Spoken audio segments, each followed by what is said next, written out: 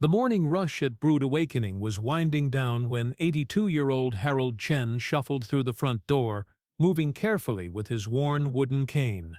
The popular coffee shop in downtown Seattle was bustling with the usual mix of office workers grabbing their morning fuel and college students claiming tables for study sessions. Harold had been coming here every Tuesday and Friday for the past 3 years, ever since his wife Margaret passed away, but today felt different. Harold wore his usual outfit, a faded Korean War veteran cap, a clean but threadbare cardigan over a collared shirt, and pants that had seen better days. His Social Security check didn't leave much room for new clothes, but he always made sure he was clean and presentable. What people didn't see was the Purple Heart citation folded carefully in his wallet, earned when he saved 6 wounded Marines during the brutal fighting at Chosin Reservoir. The young manager, Tyler Brooks, was 24 years old and had been running the coffee shop for 8 months. He prided himself on maintaining the shop's trendy atmosphere and keeping tables turning over quickly to maximize profits. The Tyler, Harold looked like exactly the kind of customer who hurt business, elderly, poorly dressed, and someone who would nurse a single coffee for hours while paying customers had nowhere to sit. "Can I help you?" Tyler asked as Harold approached the counter, though his tone suggested he'd rather not. "Good morning," Harold replied with a gentle smile. "I'll have my usual, please. A small coffee, black, and maybe one of those blueberry muffins if you have any left." Tyler glanced at the price board, then back at Harold's worn appearance. "That'll be $8.50, she said curtly, assuming the old man would balk at the cost and leave. Harold carefully pulled out a small leather wallet, worn smooth from decades of use, and counted out exact change, mostly ones and quarters he'd been saving. It took him a moment to count it all, his arthritic fingers moving slowly, while a line began to form behind him. "Sir, there are people waiting," Tyler said impatiently. "If you can't afford it, maybe you should try somewhere else." Harold finished counting and placed the money on the counter. "That should be correct," he said quietly, maintaining his dignity despite the manager's rudeness. Tyler reluctantly rang up the order, handed Harold his coffee and muffin, and watched as the old man made his way to a small table near the window, the same table he'd occupied twice a week for 3 years. Harold settled in slowly, opened a paperback book he'd brought from home, and began to read while sipping his coffee. For the first hour, Tyler ignored him, but as the lunch crowd started arriving and the shop filled up, he began to see Harold as a problem. The old man was still nursing his single coffee, occasionally glancing out the window or turning pages in his book, seemingly content to stay there indefinitely. "This is ridiculous," Tyler muttered to his barista, Jessica, a college student who had worked there for 6 months. "That old guy has been camping out all morning. We need those tables for real customers." Jessica glanced over at Harold, who was quietly reading and bothering no one.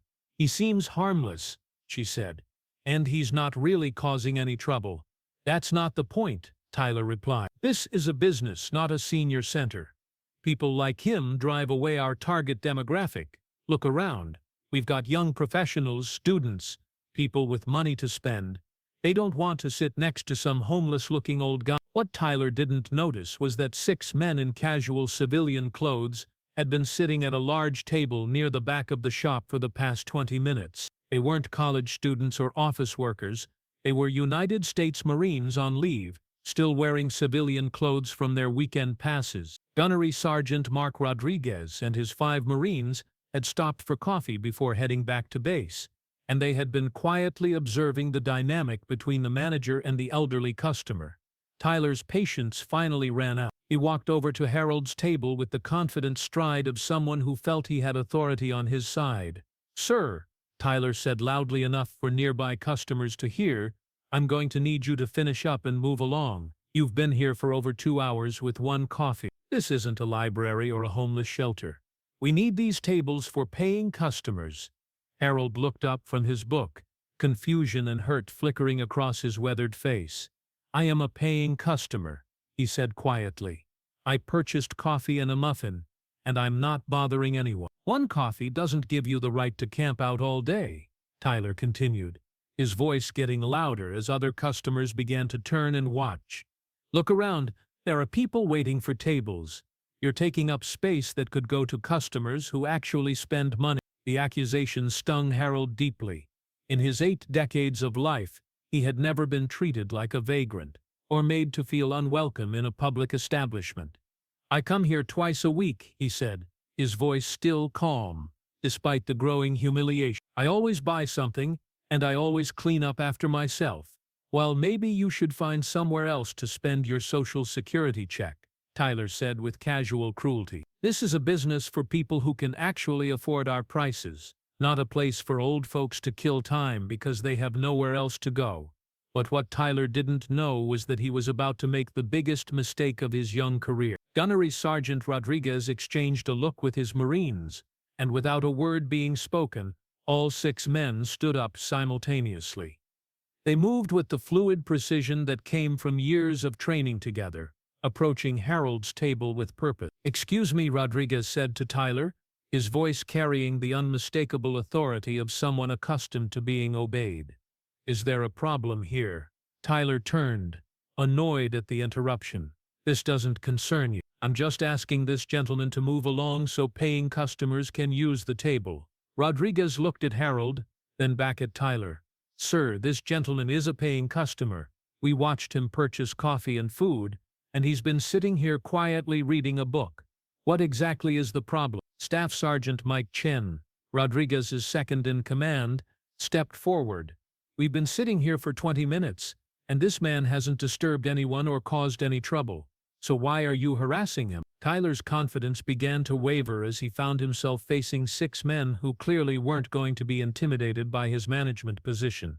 "Look, this is my coffee shop, and I have the right to ask people to leave if they're taking up space."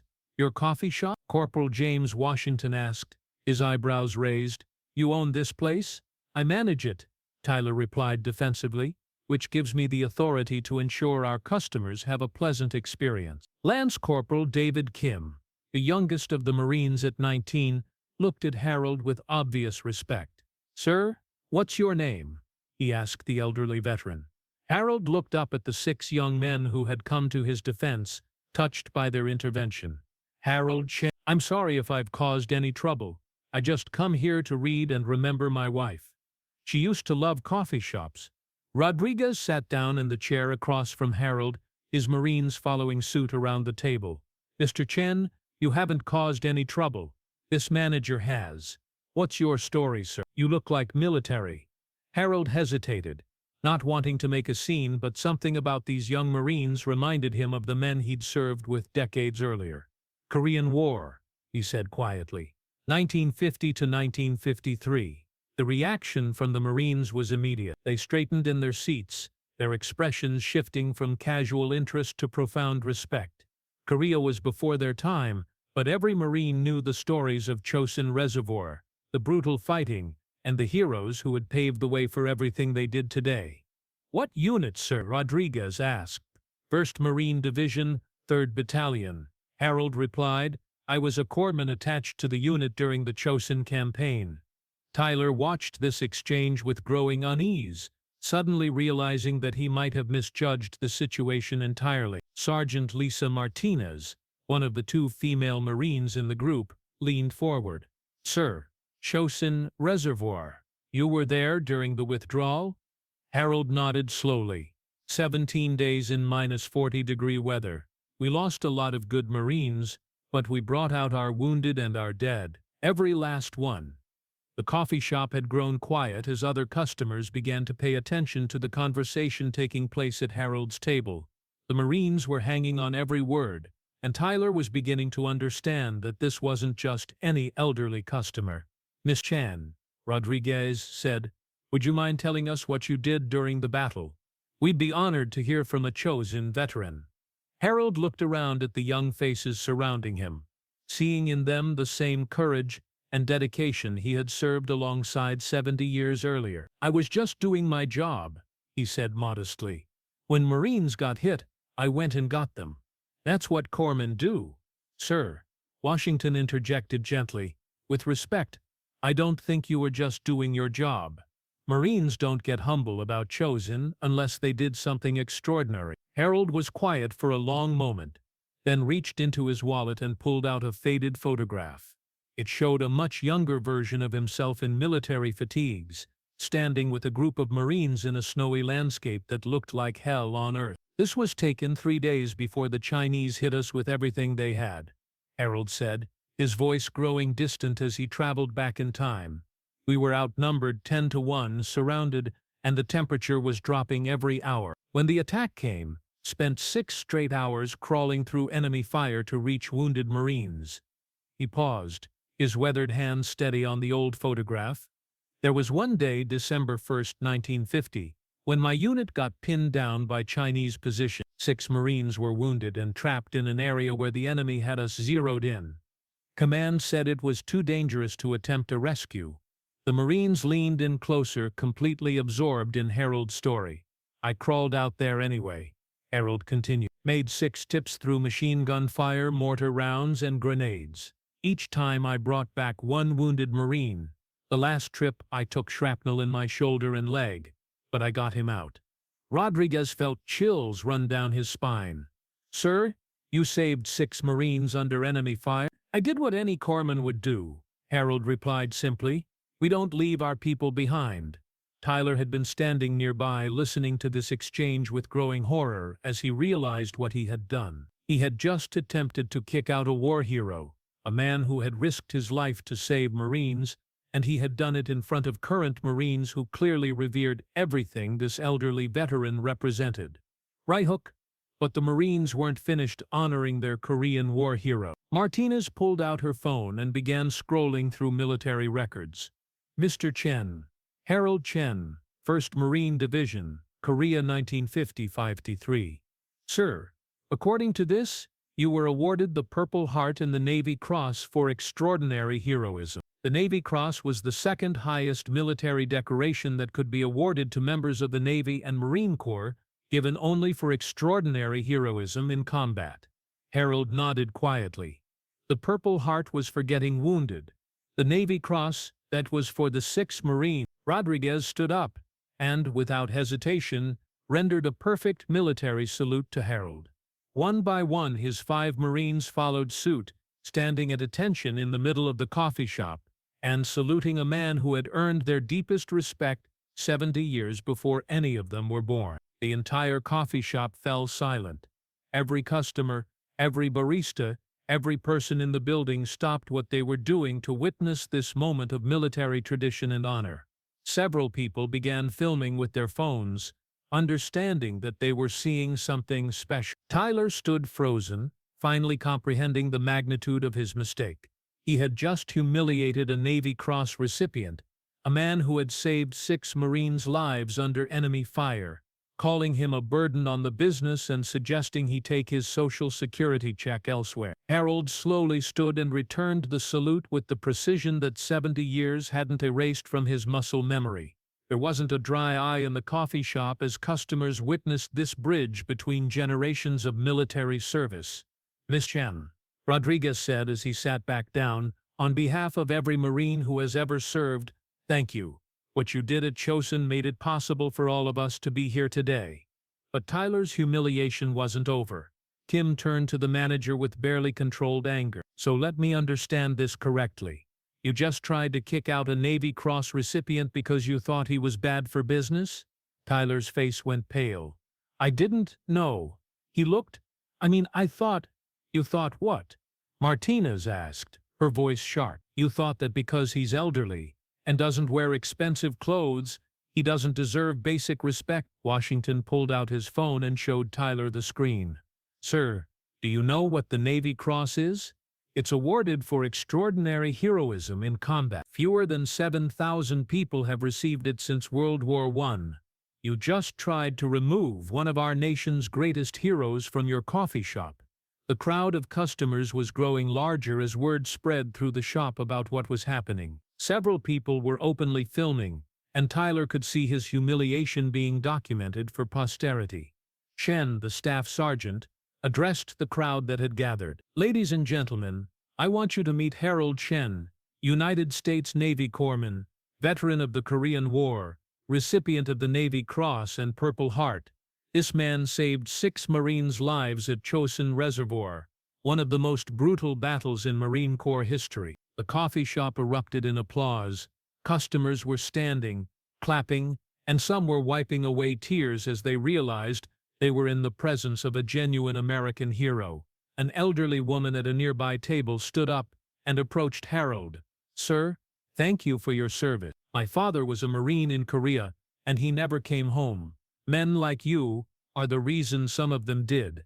A young college student put down his laptop and walked over. "Mr. Chen, can I buy your coffee today, and tomorrow, and every day you come in here?" Harold was overwhelmed by the outpouring of respect and gratitude, but Tyler's ordeal was just beginning. Rodriguez turned to the manager with cold authority. "Sir, I want you to understand something. This man earned the right to sit in any coffee shop, any restaurant, any establishment in this country through his service and sacrifice.